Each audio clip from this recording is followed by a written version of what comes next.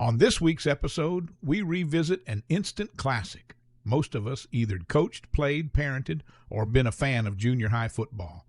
Join Coach Greg Hall and Coach Scott Morton as they relive the glory days next on Memphis Mike and Friends. Welcome to Memphis Mike and Friends. We invite you to pull up a chair, grab a cup of coffee, and sit for a spell. Mike and his friends will take you on a journey along memory lane while at the same time discuss current events in and around Memphis and the Mid-South. We will talk Tiger sports, the Grizzlies, but not just sports. We may ramble on about almost anything. Along the way, you'll hear from Mike, you'll get to know all the friends, and meet a lot of interesting people along the way. Here we go with another episode of Memphis Mike and Friends. Welcome to another episode of Memphis Mike and Friends, the podcast where we have extraordinary stories about extraordinary people. So anyway, today we've got some really, I'm not real sure how this is going to go. This is the first time in the Hob Day Studios here in 9434. And so we got some new equipment we're playing with. So hopefully it's going to hold out here, but we're going to look at it a little funny, making sure it works. But we've got in the studio with us today, the one and only Mr. Greg Hall. Say hello, Greg. Hey, hello, Mike. Where's the camera? Where are we supposed to be looking? Look right at me. Oh, I got you. Gotcha. Okay. All right. And then the one and only Mr. Scott Morton. How you doing, Mike? I am fabulous. It's gonna be fun. You Well- better buckle up. It's going to be scary is what it's going to be. I'm serious, guys out there. If you're driving, you may want to pull over. If you're walking your dog, you may want to hurry up and get home because this is going to be interesting. You may laugh so much, you may find the need to find a restroom. These guys coached junior high football together for many years, and they've got some escapades, as you can imagine, working with young men. And we're just going to start talking about that. We're going to talk about maybe a little brief history, how you got into the coaching thing, both of you. And then that'll just slide right into, I don't know what. Yeah, we'll see where it goes. We'll see where it goes. So, Greg, how did you get into coaching? That's interesting for me. Actually, and I don't know if Scott knows this, but my first job out of college was a junior high head football coach at Auburndale. Oh, I didn't know At the that. time, coaching for Babe Felker. And Babe was the renowned coach of one of the coaches from Haywood County. His son, Rocky Felker, went on to play quarterback at Mississippi State. And they hired me as their junior high football coach right out of college. I thought I wanted to coach football. That taught me pretty quick that I didn't want to do that. It wasn't the football, loved the game, but I think they had me being the substitute math teacher. And I'm thinking, and it really became, how can we possibly kill the next 6 hours until time for football practice? And so I actually did that for 2 years and then started my career. And actually, I got back into coaching after, obviously, I played high school football, 1 year college football. I consider myself a student of the game. But when your kids start getting to that age to play, you get involved. I started coaching. I helped start the Memphis Eagles football program, the third and fourth grade team that was sponsored by ECS back then. Me and John Conway started that. I did that for 2 or 3 years. Then the Collierville Youth League, where Denver played, my son. And then right about time that he played our team, Scott, wasn't it six and 7th and 8th grade. Our team was 7th, 8th grade. And so Denver played on it as a 6th grader because we didn't have a 5th and 6th. And so I started helping that year. That's how I got involved with actually coaching. What about you, Scott? So, my first coaching gig was baseball. There you go. Yeah, okay. It was baseball here with a guy named Larry Walker and Randy Baldock. And we were 22 years old, and Larry and I played Pee Wee baseball together, and we went on. But I had a friend of mine had a tragic accident, and they needed a guy to replace him. So anyway, started there. We thought it was great. It was easy. We had these 9 and 10-year-old kids, and we won the city championship with them that year. And so we just had a ball and everything. But my inspiration, I brought this today. I'm gonna hold this up where everybody can see this. Everybody can see it, right? Everybody can see it right there. It's great for radio. So this is a picture of my when I was Oh my goodness. 10 years old, maybe 11 years old, of the Raleigh Presbyterian Scramblers, and this is my mentor over here, my dad, and me right beside him. There you go. And my little brother right here. Oh, and my there's goodness. 14 of us, and we're called Bunch the of- Scramblers because we did not make the A team of Raleigh Presbyterian. That's Oh back, my. Does your dad have both arms? He in has that both. picture? That's He does. That's yes. a great picture then. Scott's dad lost an arm in an accident at some point. I've never seen. That's funny. He had both arms there. Yeah, and so this picture stayed in we never had it in our house, my grandfather's house. And every time I go up there, I look at that picture. And of course, when they passed, Dad says, what do you want? And that's the only thing I want, right? So I still have that. I have that hanging in my office, but my brother and everything. But my dad stepped in at a time when he wasn't a coach and stepped into that role for us. And so I had 2 boys, and whenever it got time for them to play football was going to be our situation, and I had coached t-ball and basketball. T-ball story real quick, though. I coached for Broadmoor. Had all these little kids. My oldest, Zach, is a pretty good-sized boy, and Jake was the youngest. And so when Zach would get up to hit the ball, I made them all go back up because I was going to be in trouble, right? I was going to be. And Zach ripped that ball off there and it hit one of the kids right now and knocked him dead on his back. Oh, no. And it was his little brother. Oh. So At least it was his little brother. that's right. I said, I'm not getting sued for that one. Anyway, and then when we got over to First Assembly to go play football, that 5th and 6th grade team that they didn't have, the next year there's a couple of men who started that team, and I helped a little bit, and then the next year I helped a lot. And then I moved up with Jake to junior high, and that's how Greg and I first got to know each other. Okay. Sure did. Yeah. Wow. That's really what started our friendship. Really got to know one another and spent a lot of time together over. I look back. I started with Robert Downing was the head coach my first year, and then I coached after that. I believe it was 9 years as the head coach. And I was trying to think if you were with me the entire 9 or you started the second year. I couldn't remember that.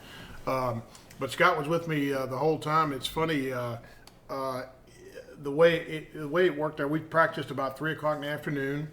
My business, I ran my own company, happened to be about 5 minutes away. Scott's in the courier business, so he was wherever he was.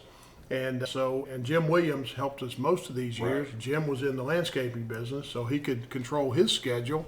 And it really worked out good that way. And I've often wondered, Scott, for you too, but I wonder how much money it cost me to coach that team for those years, because I left my office at 3 o'clock for 3 months out of the year for 9 years. And so I'm bound to miss some sales. That's 2 years plus. Yeah, that's right. I'm bound to miss some sales opportunities. There was a lot of times we were standing on the football field out there practicing, and then all of a sudden one of us' phone would ring, and we'd look at the others and go, I gotta go. Yeah, we did a lot of that, but it was a neat thing. I got to coach. A cool thing about it was Coach Philip Spain, who coached me in high school. Coach Spain, when I say coach, I'm talking about Coach Spain. That's coach to me. All of us have somebody that's coach. But I played under him, and when I coached at Auburndale, it's interesting. We went over to play First Assembly, and I got tossed out of the game. I wanted to beat First Assembly so bad, mainly just to impress Coach Spain. I knew what I was doing. But to get to come back and coach with him being the athletic director was a neat experience for me. So it was a fun time to do. So where do we want to start, Scott? It was it was a lot of fun. What was your overall record? I know you know it.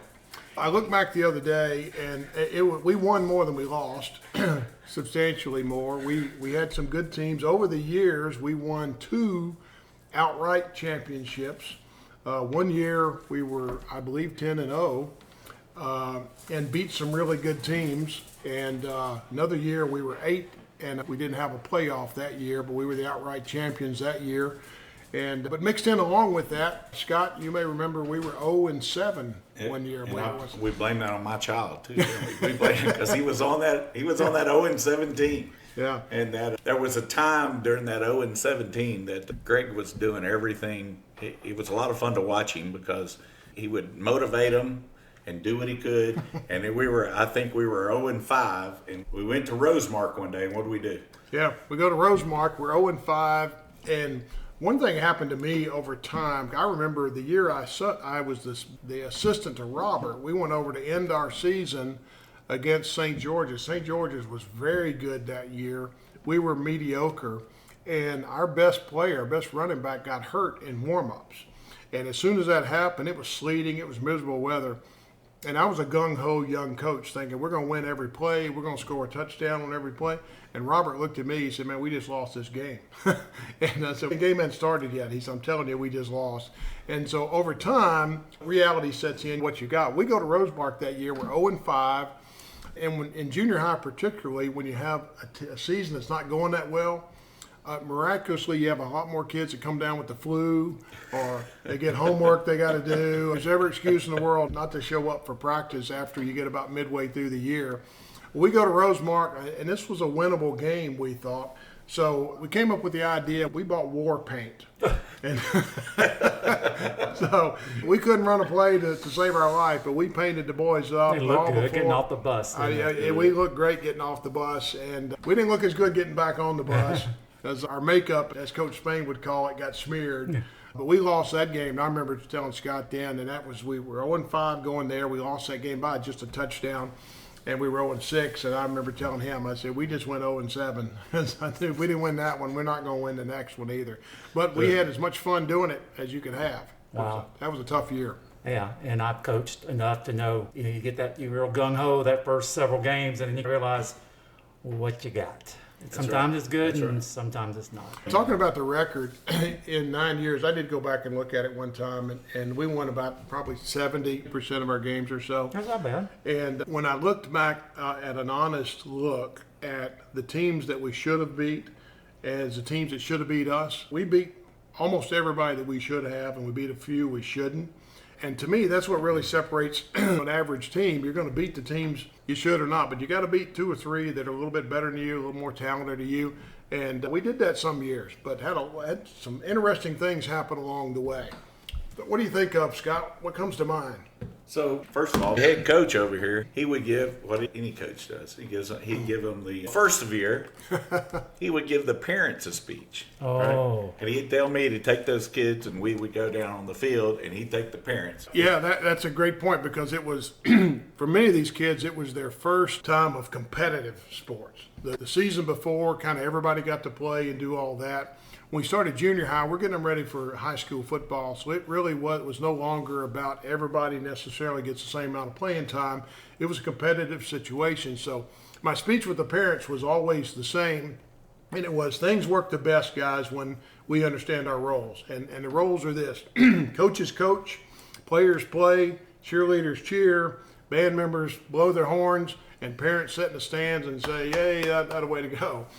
And that turned out to be the case. Another neat thing that kind of goes along with that, and Scott can attest to this, parents at this age, the years before, the mamas would always come to practice. They were used to doing that. They would still come to our practice at least the first little bit. They'd show up like, hey, they bring their lawn chairs, and they got their Kool-Aid, and they're planning to hand stuff out. Juice box. Their juice box and all that stuff. Scott knows this happened too. We'd set up and get ready to start running, especially our hitting drills, and there's the mamas sitting in their chair. Well, as soon as they get their lawn chairs spread out, we move practice to the other end of the field. And they had no idea why we were doing it. We're just like, hey guys, we got to go down there. And of course, after a little bit, here they go. There they come the lawn chairs. We'd move to the other end of the field, and just to stay away from them. We didn't need any more. We'd take them down on the big field down there, and finally we would come back, and a couple of moms that we're all good friends with, okay, because we had become family. Sure. They were over family. Time, yeah. Oh yes. And a couple of them sitting there, and I said, we're going to be fine, Mom. We're going to be good. And one of them looked at me, she goes, but we're nurses. Yeah. And of course, I rolled my eyes, and I looked at them, and I said, I'm married to one, so I've got that covered too. Speaking of nurses, Scott and I we weren't doctors, and we didn't play them on TV, but we got pretty good at identifying injuries. And especially the broken arms or something like that. The one I remember, tell him, Scott, I know you remember Davidson. Yes, so it's this kid named Jordan, or Zach, and he got up off the field, and my job, I was the trainer, the taper, the go rescue them, all those things that you do. And I go out there, and first of all, if they're laying there on the ground and they just got the wind knocked out of them, the first thing I'd tell them is, I said, son, you need to wiggle your foot so your mama can see that you're going to be okay. And so, but Zach got up off the ground, And dude, this thing looked like he was pointed in the wrong direction. And it was yeah, we got that one right. Yeah. Fact is, we were probably 6 for 6, something like that. Diagnosed a broken arm. Yeah. That one's pretty easy, though. Yeah, it was. Except When everything's pointing east except the arm. His dad's a football player, so he's okay. He understands what's going on. His mom's she's losing her mind. His little brother, though, he was standing over with a smile on his face. As any little brother would. Yeah, but you know what? Because he was fixing to take his place on the field, and he was fixing to play. He's going to get to play. Because he is out and I'm in, and he ain't coming back. So he got to take care of competition. He did. That arm looked like a banana. It was bent. Yeah, but actually a break. We had several of those over time. No serious injuries, but we had some of that stuff happen over time. It was funny, as stuff happens, one of my favorite memories of that era was we would get our roster, we'd find out new kids were coming to school and what it was going to be, and I would look that roster over. And I looked down there one day and I see a kid by the name of Jeremiah Swift. And I can only think, and Jeremiah's a great guy to this day. In fact, Scott and I took him to a ball game, been several years ago now, and he's graduated college and doing really well in life. But I hear the name Jeremiah Swift, and I'm thinking, man, that's a perfect football name. This guy's got sound like a running back, don't it? Yeah, he got running back, wide receiver, and here comes Jeremiah. And Jeremiah wasn't a running back, he wasn't a wide receiver, nor was he swift. Oh, no. And deception. He was a great kid, though, but it was funny. Jeremiah was the biggest guy on our team. He had some problems with his feet, some foot problems, so he had difficulty even running. And one of the greatest achievements, one of the greatest things, I'll never forget it, the first practice, Jeremiah couldn't run a 10-yard sprint without getting winded and just struggled. The last day of practice, 10 weeks or 12 weeks, 14 weeks later, whatever it was, Jeremiah ran 40-yard sprints carrying our quarterback on his back. Wow. And everybody cheering him on. That's pretty cool. But great kid, one of my great stories. Something else happened with Jeremiah. Tell that story, Scott. So when we were doing running, he's just running down through there, and one day Greg's had enough of him. And and so we're going to run. And Coach Hall says, and we're going to run until my feet hurt. Yeah, mine weren't going to hurt because I was sitting down. That's right. So we sat down in the middle of the field and watched them run. It just made them look fun. And Jeremiah goes over there and he hits the floor. And he just looks up, and I go over there to check him out, and he goes, I can't breathe, Coach. I just can't breathe. Just can't breathe, Coach. He just keeps talking. Having a heart attack. Yeah. I'm having a heart attack. I'm going down. And finally, you just get him up, and he turned out to be fine. He is one of the smartest kids I ever So, that what, we've you ever ever keep had. up with him? What do you end up becoming? I'm not sure. We're he's- talking about that. I don't know what he's doing. I think he's finishing college. Yeah, I now, think he's right? finishing, even with an advanced degree, I think. But Wow. it reminded me of Fred Sanford. I'm having a hard time coming to join you. I'm having a hard time. It's a big one. Yeah. But Jeremiah was a great guy. But it was so funny because the perfect football name, it just wasn't what we expected to see. And but it was fun. But we had, I think there's wins and losses. We had some great years. One year we were really good. We had a loaded team. And when you have a loaded team, you're better coaches that year, miraculously enough. But we were very good that year. We ended up going undefeated. We beat two teams because of the playoffs twice. And one of the best compliments that I ever got when I was coaching came as a result. We beat St. George's, that was our rival, and they oftentimes had better teams than we did. They had a good team this year. A couple of their players went on and played. In fact, they had the one fellow that went on, ended up playing at the University of Arkansas. Of course, it was junior high.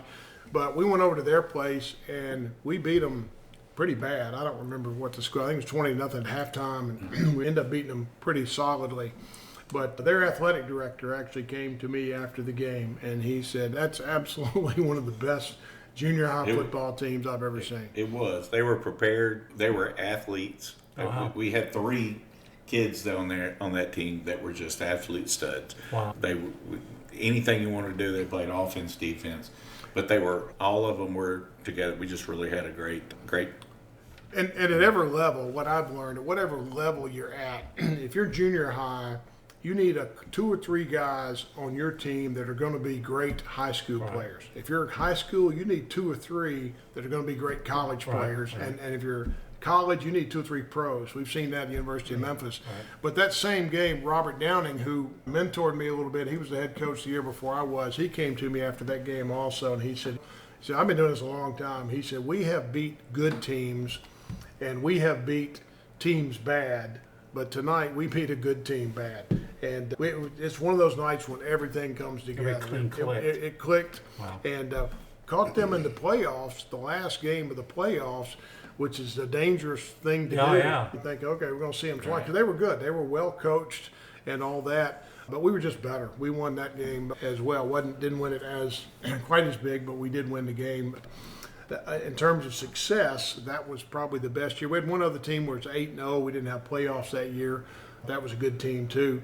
But the 0-7 team that we had, just the opposite of that. Man, I think it rained every game that year, it seemed like, and just everything about it. We had the infamous bus ride. That's right. Yeah. Well, junior high at First Assembly to this day, they don't take buses to football games. So this was the last time they did. Yeah, it was funny. Tell me about it. So I don't know. I think Greg really wanted to drive the bus anymore. So we were coming back from, I don't know, somewhere out there. Yeah. I don't know, somewhere out there. Maybe it was Rossville or something like that. And the next thing you know, we got the phones, Coach Spain's phone's ringing, and Greg got a problem here. And he said, one of our kids had done mooned somebody out the back of the bus. Whoops. So, on the way back. After we won the game, on the way back. Celebration. Yeah. Thankfully, it was one of our own mamas. So it could have been worse, but it was pretty bad. So we had and that was one of those times, Scott can attest to it, sometimes we're having to get on to the kids.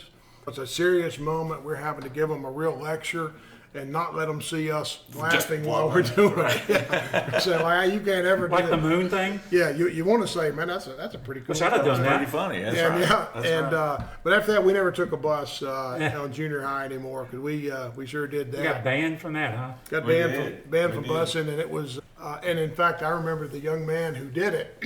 His mama or whatever or somebody made him come and apologize to me, and he said, Coach Hall, he said, I have to admit, he said, tonight I let peer pressure get the best of me. Throw everybody else under the bus. Yeah, that's exactly. That was his confession. He's a lawyer now, isn't he? No, actually, that young man's an officer in the United States Army. Well, salute. And he was an Army cadet, played on the Army football team. Oh, really? Yes, sure did. Running sweep left, sweep right all day long? Yeah, that's exactly right. He did that. So we had some other cool stuff that happened over time. But that was an incident that occurred that came up time and again. Coach Spain, the cool thing about him is, and Coach Spain was a real student of the game. He knew what everybody should be doing on every play, but he never once interfered or he never once interjected himself into our stuff or whatever. But if I would ask him something, man, he would just pour it on. I remember I went in his office one day, said, Coach, I need some help. We're playing whatever team it was, and they run this particular offense. I'm not sure how to defend this particular set or whatever. Coach Spain was also frugal, among other things. So Coach Spain gets a pencil out. It's back behind his ear. He gets one piece of paper that's already got other stuff written on it, and he starts drawing out what's happening on it, but he only used one piece of paper. So when it was over, I'm taking it with me, and it's just a scratch. I can't read one thing on there. But he did that. The only other time he ever came to me, other than the bus thing, he called me one day. He said, Greg, he said, I got to ask you. He said, somebody said you're cussing them boys. Oh, no. Yeah, that's right. Uh-oh. And I said, Coach Payne, you've known me for 35 years or whatever. I'm not cussing the boys. We might throw a hat or do something like that, but we didn't do it. I knew it, but I had to come ask. I told him I'll find out. Right. I'll get to the bottom He did of it. exactly what he told you. One of the other things about Coach Spain was the kids, it kind of came out to whenever the kids were good, they started getting a little big head. And they said, Coach, we need some come out music. So got them together and we said, what do you want? And so Greg went to him, I believe it was, and we said, Coach Payne, we need the boys want some come out music. And he goes, what is come out music? Old school guy. Yeah. Right? And I knew we were in trouble because they had already picked AC/DC Thunderstruck. What That's is right. Ain't happening. So he wasn't there that day, and so We got it. We got that approved. And they haven't played Come Out Music since that ACS? We apologize later. Yeah. Yeah, probably not. It was. We played it every time too. Yeah. Coach Spain, if you knew him, even in First Assembly, over the years, we've had good football teams, the varsity, and some not so good or whatever. And we had a regime of young coaches after Coach Spain retired, and they wanted to look good. We had the best looking coaches' outfits, even junior high. We got passed down stuff, but they always gave us new shoes and things like that. And Coach Spain always said, "You look pretty silly look that good and getting beat 50-0." He said, "If you're going to look that way, you better play that way." Yeah, I agree with that. Now, I'm going to take exception to part of that. Because one of the things that Greg would do is we had Coach Swag, right? And he would go, about 4 years in, I go, "What are we getting this year, Greg?" And he goes, "Oh, we're getting new hats and getting new shirts and everything." Well, about game 7, I said, "We ain't getting those new hats, Greg." We ain't getting those. He goes, "It's in my truck." And so I said, in the truck for games? What did I always tell you, Greg? I said, "I ain't asking for nothing that ain't mine, but Just I want what's coming to me. I want everything that's coming to me." That's right. What's coming to me? That's right. We had that. One of the things I remember too that was interesting. We did a couple things. We did and Scott, I know will probably tell one of my better pregame speeches or motivational speeches. I remember talking about the baton death march and everything, a little over the top for junior high guys, but anything to get them motivated to do stuff. But we always had a year-end party out at the house, and we'd have a shirt made for the boys, something indicative of the year, whatever our theme was or whatever. And the year that we were undefeated, we played the last game the night before, I think, of our year-end party. So I didn't want to jinx ourselves and have the shirt made up before we played the last game. So they rushed the shirts out. But I'll never forget during that one night, I always tried to recognize each player, whether they played a lot or not. And there was one kid, I can't remember his name right now, I was trying to think. But it reminds me, and it was an absolute true story. I said, we could be in the heat of the battle. It could be 4th and 3 on the goal line with the game on the line. I'd feel somebody tapping on my side, and it'd be this kid. He'd say, "Coach, are we going to practice next Thursday?" Yeah, we will. We are, believe me. And we may run again that day. But the junior high, it's a fun area. It was pure football. It was pure sport.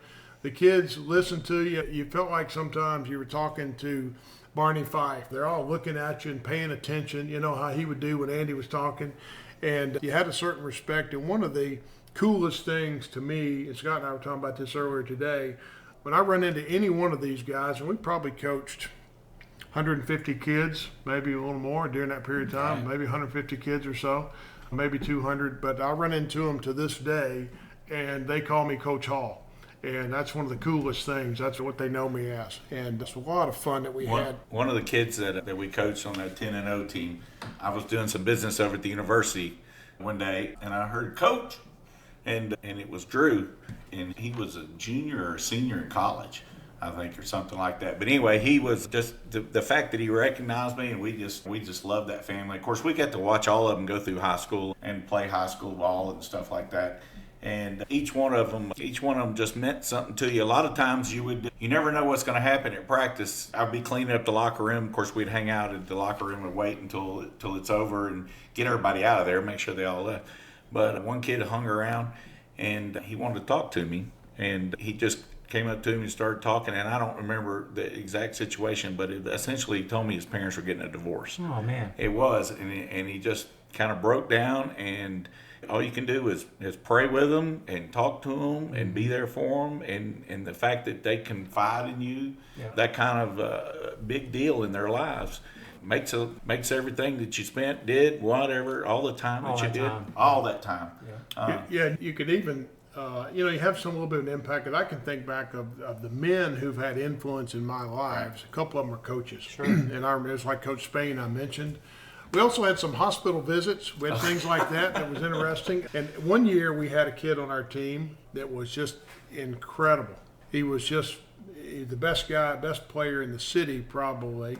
But he was about 5 pounds over the weight limit. You had to weigh 135 pounds or less, if I remember right, to be a running back in our league.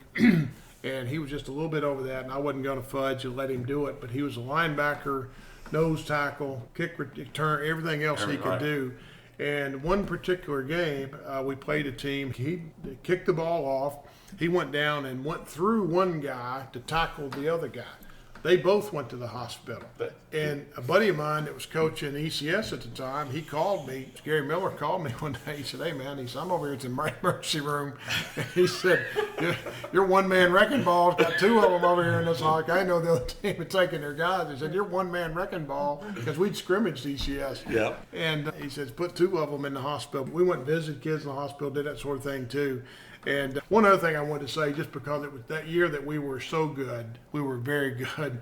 We played Briarcrest. Briarcrest is way out of our league, but they scheduled us and wanted to play. We said, "Hey, we'll play them." Must be homecoming for 'em, right? Yeah, put the ball down. Let's play. We got over there. They decided, we were 7th and 8th grade team. They decided that they would roll out their 7th grade team. And we proceeded to beat them about 45-0. And enough that they called Coach Spain, I think Monday or the next day, it was Friday, we played on Thursday nights, to complain that we ran up the score on them or whatever. But it was, I got satisfaction out of that, because I say they're the ones who put their 7th graders out there. We didn't tell them to do that. That's right. And we didn't try to run the score up. We were just better than them. It was, we would have, their 7th, 8th grade team probably would have beat us, but we would have been competitive with them. But it was. They were being a little cocky, pulling the 8th graders. Yeah, that's right. You got what you got. Yeah, that's right. So you earned what you got. Mark? Yeah, I well, was going to say about the hospital story a while ago, though. Greg, our wives, Debbie and Kathy, they had to take separate cars to the game because we had to go to the hospital. We'd always go. And it's pretty tight protocol to get in an emergency room at Germantown and stuff like that. Greg and I would walk in there with our coach shirt on it, and the security guards over there going, "Dude, that dude is broke bad." And he goes, "He's back here in room 3." We didn't even slow down. Yeah, I mean, I know. we I were imagine the there. emergency rooms around town on Friday nights or Thursday nights. It's Pretty interesting place. It Yeah. is. It is. There's two ways. You can be a minister from Bellevue or somewhere and get in, or you can be a football coach. That's right. I guess go That- back. yeah. That's your guy in that room, or maybe the next one. There's That's somebody in right. both of them. Yeah. And I remember too, one of the things that as we wind down here, probably our last year, we had a good team, not a great team. We had a good team, and we played Harding Academy. Played them at our place in the regular season, and we lost to them. Close game, but we lost to them. Ended up facing them in the championship game in the playoffs. And this is a game that gone back and forth, probably the most exciting junior high game. It's probably 1,000 people at this moment. Wow. Yeah, it was exciting. It was the peak of junior high football for that league, Yeah. really over those numbers of years. In fact, shortly after that, almost all of the schools, some of them folded their middle school programs. Wow. Things shifted in the county about that time, but it was like at the height of it. And it was good sportsmanship and all that. But we played them, and several things happened, but it's funny. We had worked on a particular thing, and in junior high, we haven't talked about the famous kick yet, but we will. But we were, of course, we had said, whatever you don't kick to that guy. Don't kick to that guy. We had actually built up a couple touchdown lead right before halftime, and which in junior high, 2 touchdown leads, pretty good leads. We're feeling pretty good about it. And so it's the time to kick off and just kick it anywhere but to that. Of course, where do we kick it? Right dead center to that guy. And, of course, he ran the kick back for a touchdown and got them back in the ball game. We ended up losing that game with us with the ball on the 5-yard line going in to score as the clock ran out. But an exciting game. And the interesting part, Mike, of this, I was involved in the game, and Scott was really good at running interference for me, so I could get the next play called and all that, and he kept the players shuffled in and out and that sort of thing. Somehow or another in this one, Scott gets to interacting with the referee. And this referee wasn't very Christ-like. Yeah, that's right. Yeah, that's a good way to put it. And not only that, I remember one particular play, I was just questioning the spot on a particular play. It's on the other side of the field or whatever, and they ran me back off the field and this, that, and the other. And I keep seeing the referee and Scott like jawing back and forth with one another. And Scott, one time, the funniest thing, he said to the referee, and he can chime in on it too, but I remember him looking with his hands up in the air saying, I don't know what I can do. You tell me, what can I do? Because he kept getting over, you can't go here, can't go there, get off the field, get on the field. He said, "You got a problem with that, coach?" And I said, "Apparently I do." And I just lit into him and everything, and he just looked at me like, and I just had enough. And I was like, we were going out there, and he said, "You can't be on that side of the number. You can't be on this side of the number. You can't be on that side of the number." Yeah. And I said, maybe you ought to just watch that football game after. Instead of worrying about what I'm doing. Yeah, that's Yeah. right. So, And he did use some bad language Yes. to wow. our guys. he was a high school referee. Yeah. That's how big this game was. Yeah, it was a big game, and win it, lose it. He didn't get a 5-star rating that night. No, he didn't. He didn't that night. It's funny. We went over and played one of the years too. We went down and played what's North Point now is SBC. Yep. And they were the first team that scored on us that year.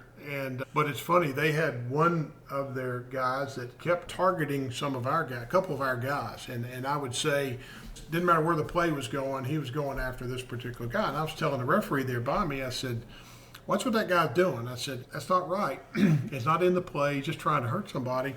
It happened about the second time, then the third time. I told the referee, I said, "Look, one more, and we're going to stop it. If you're not going to stop it, we'll stop it." So he did it one more time. So on the next kickoff, we took two of our guys and said, "Okay."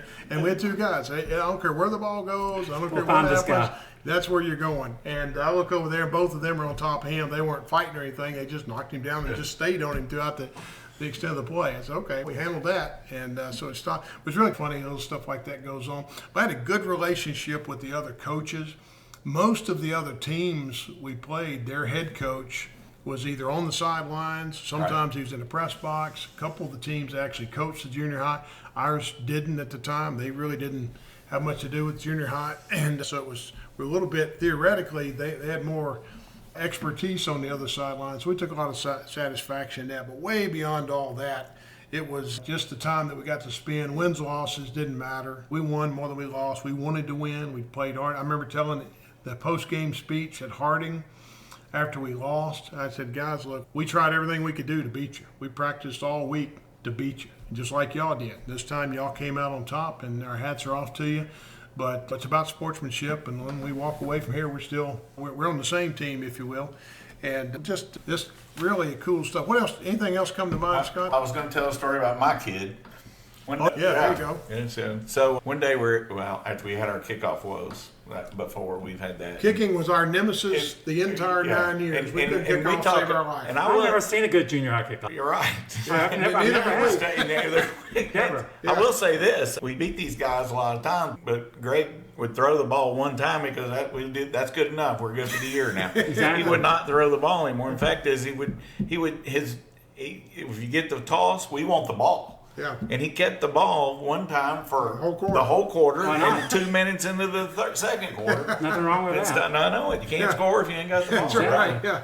So one day he'd had enough, and he goes, "We're having kicking trials," and he lined up everybody, lined them up down that field, and everybody. We put a football down, and everybody go. All of everybody. It looked like Linus, didn't it? And Mr. Jacob, my Jake, got up there and he whopped that ball, and it probably went 40 yards, and he went straight as an arrow. And he goes, "We got a kicker. There's our kicker. There's our kicker. Problem right solved. That's Yeah. right there."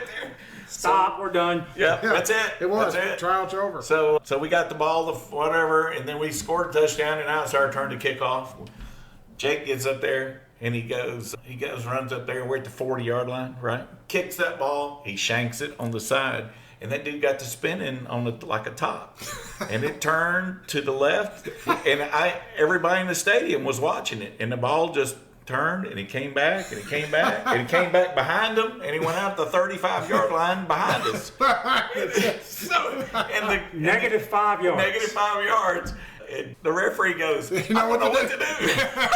You throw a flag on that? Normally you kick it out of bounds, you get it on the other 35. Yeah. So he didn't know what to do. And then Greg looks at me, and I said, "I told you, buddy." I said he can't kick the football. He can't kick the ball. There you go.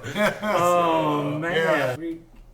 We had one family that had 3 boys come through with us, the Collins family, great people, friends to this day, and their grandparents would come to the games also, and the youngest one was our kicker that last year. Right. And I got where I would onside kick because we couldn't kick the ball to save our life.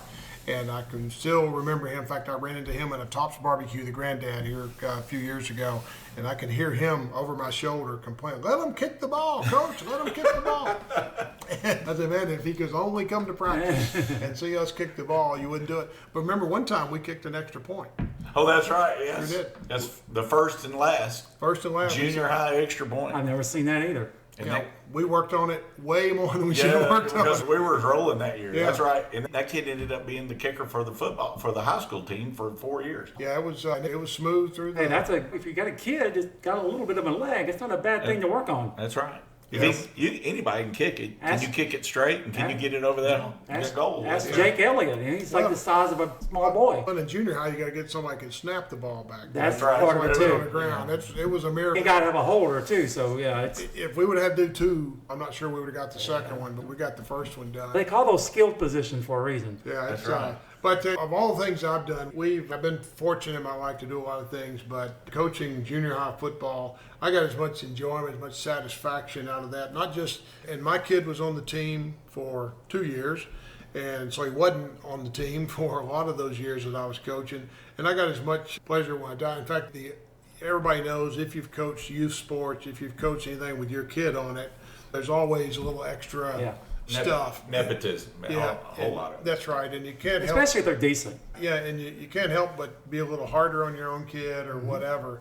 And we tried our best to be fair with folks. We had again, it wasn't all about the football. Some were going to go on and play high school football. Some didn't. I remember at one of our last games, Tanner Tisdale, I think, ended up being a great college wrestler. Right. But we knew he wasn't going to play football. He was a small kid. And said, hey, this is his last game. Let's get the ball to him.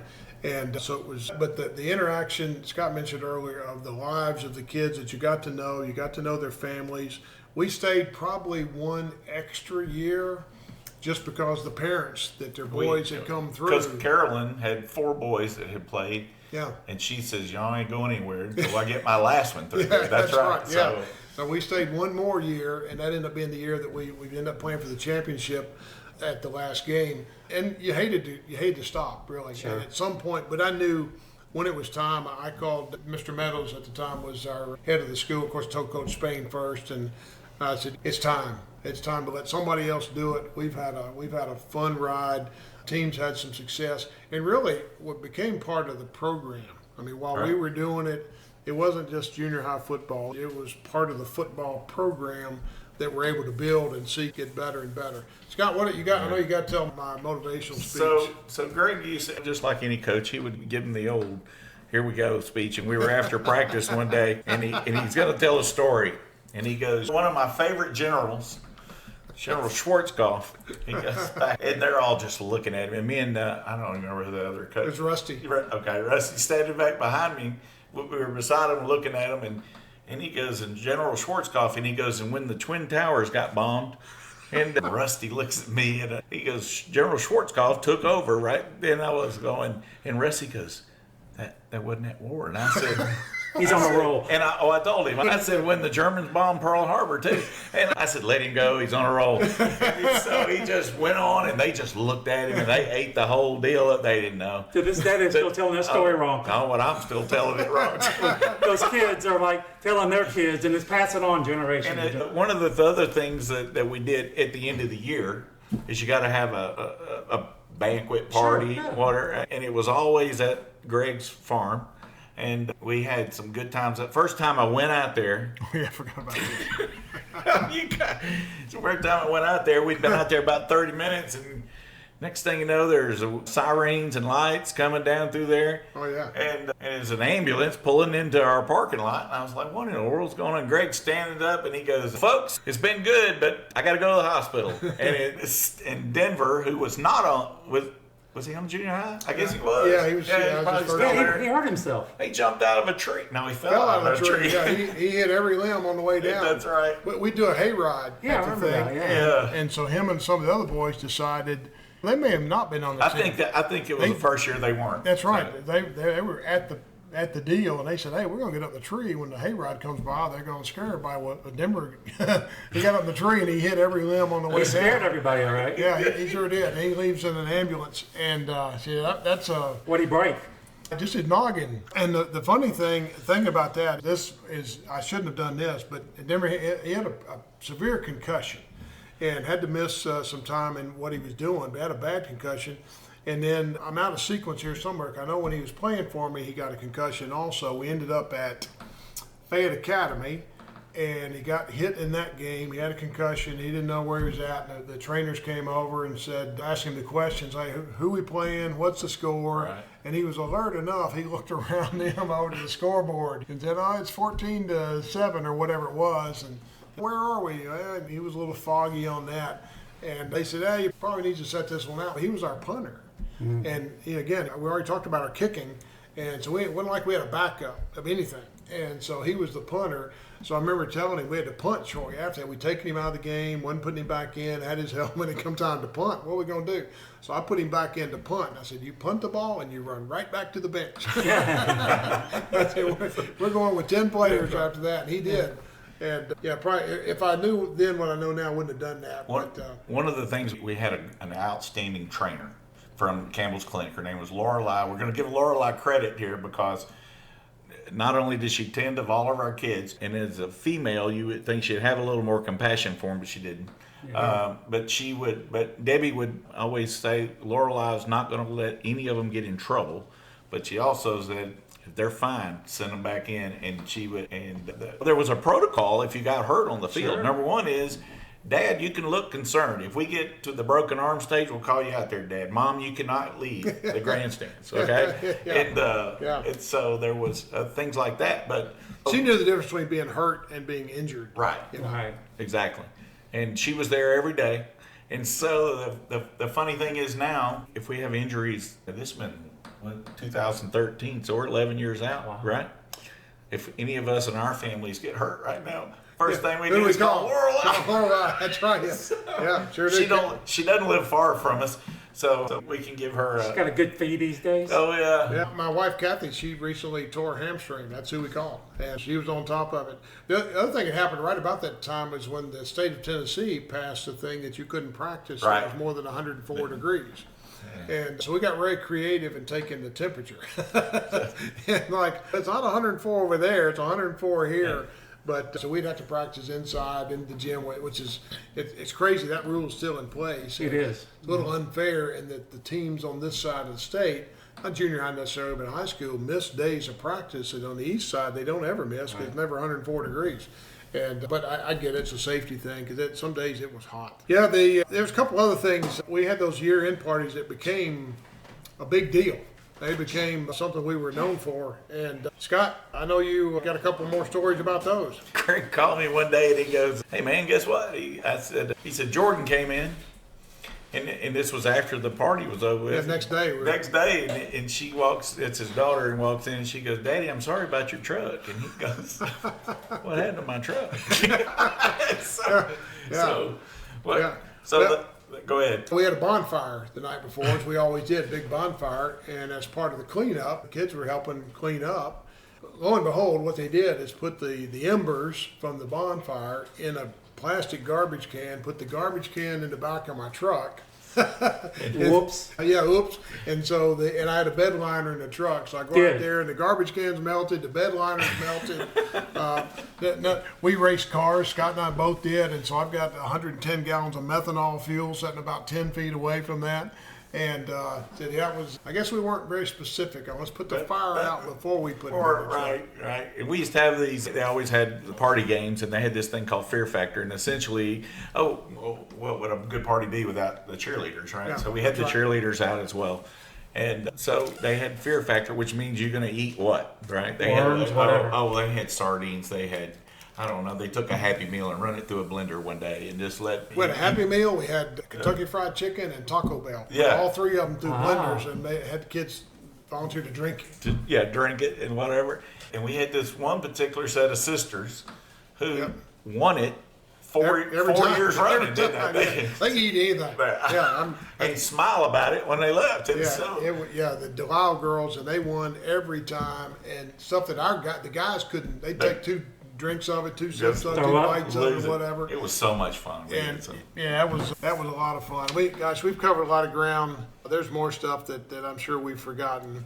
I'm looking on. At least it's now on digital for the rest of your life, and you don't have to. If you get old and you start losing your memory, that's right. We've said this for a long time. Since this needs to be published somewhere, somehow or some way. Mike, as we end this thing, we thank you for having us. But me, being a coach, being able to be a part of it, I don't have that voice like he does, but we all have our roles. Sure. And while I run a company and I got people to work for me and everything, for every day of those things, I filled up the water. We got the water every day, and put it up every day, and fixed all the equipment every day, and we did all those things. But man, getting to know those kids, it was so much fun. I had such a big time. I thought I was only going to do it while my kids were there.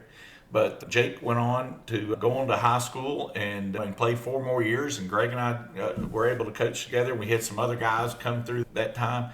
And we just have become, all of us became friends. You don't see them every day, but they're like your cousins. Sure. You see them every once a year or something like that. But those kids they just mean the world to you. You do, and it doesn't happen as often anymore. But when my daughter was in her 20s and early 20s and everything, I'd see her friends at church, and they'd call me coach still. Yeah. And I still, Charles Locke, I coached his daughter. He calls me coach. Isn't that awesome? And so you're like, wow, that's pretty cool. So Yeah. you're always coach. Once you coach, you're always a coach. Yeah, people asking what Scott's saying, what it is meant to him and what it meant to me. And we've talked about a bunch of kind of goofy stuff and wins and losses, and some of them we took a lot of pride in. We love to beat certain teams. Certain teams love to beat us. But it was the guys that we got to hang out with, really, and have fun with. Our style was fun most of the time. It's funny, and we evolved over that 9-year period. And again, we were a lot more gung-ho the first 2 or 3 years. And the last year or two, we actually shortened practices quite a bit. And we realized junior high kids, if they hadn't got it in the first 90 minutes, they're not going to get it in the rest of the time. And so we made it fun. We made the running as fun as it could be and did things like that. But of all the things that I gained from it, probably, obviously being called coach, that I cherished that. I really do, as Scott said, just something neat about that. And you run into those kids today, and then some of them talk about some of the things that happened in junior high more than they did high school. Yeah.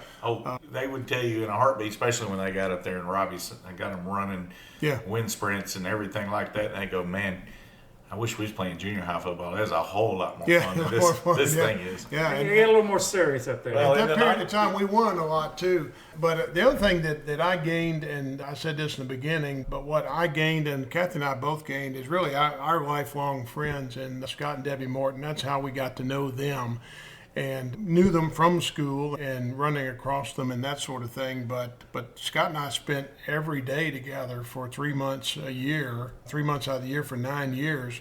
And it got to where, in fact, at the end of, especially after our kids had moved on, we just would talk every once in a while. What do you think? We gonna go another round or whatever?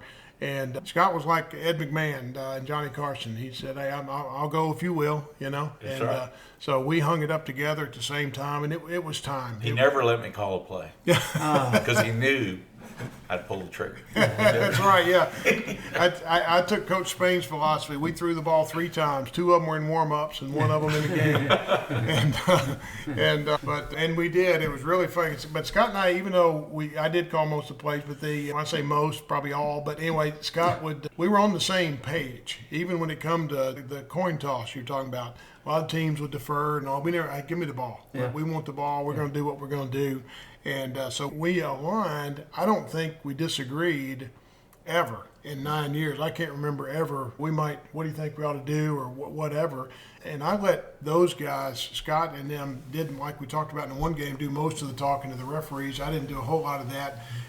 But a dear friendship was created out of nowhere that you wouldn't expect. But the time with those guys, it was a lot of fun. My encouragement to anybody out there, if you have an opportunity to get involved in youth sports, it pays tremendous dividends, and you don't know who you've got. We had one player that was diabetic. I'd never been exposed to a diabetic, and his dad would come to practice to watch, and I knew he had a device on his arm at the time. I didn't know what it was. I was a little leery.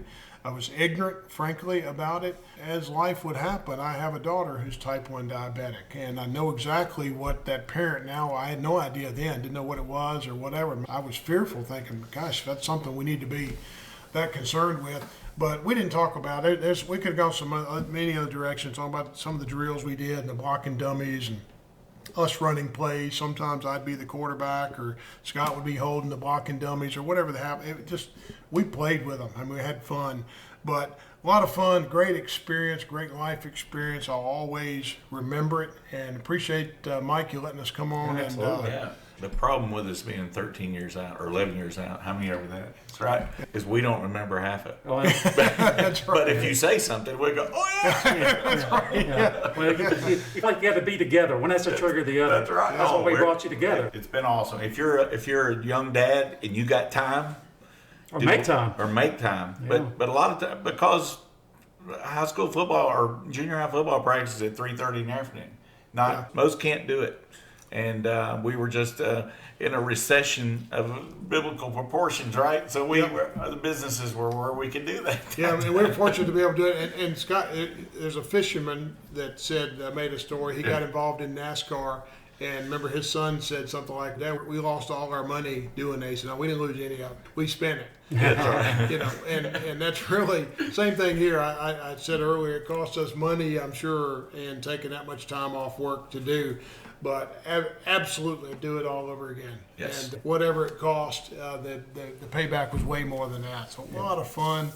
Well, that day's passed, but it's time for other guys. There you go. There you go. So you can drive past at 3:30 on a hot afternoon and see people practicing and just giggle. There you go. So, anyway, hey guys, thanks for being with us. That's going to wrap it up for today.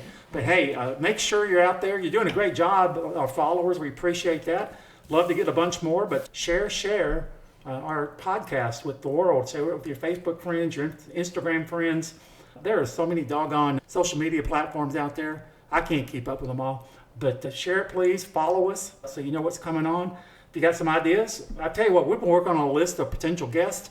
It's getting mighty long, but that don't mean it can't get longer. And we got some interesting people if we can pull some things off. Got one coming up, but we're going to keep a little bit of a surprise. I'm actually doing the interview on Thursday, but we'll hold it off and let you know who it is later. You'll be surprised. I was surprised when he said he'd do it, so you'll be surprised too. But anyway, thanks for listening to us. That's all for today, and y'all have a great week. Well, we hope you enjoyed today's podcast. Maybe you met a new friend, learned something you didn't know, or just relaxed for a few minutes. We hope you join us next time on Memphis, Mike, and Friends as we look back, look around, and look ahead to all things Memphis. Until then, may God bless you as you travel life's highway.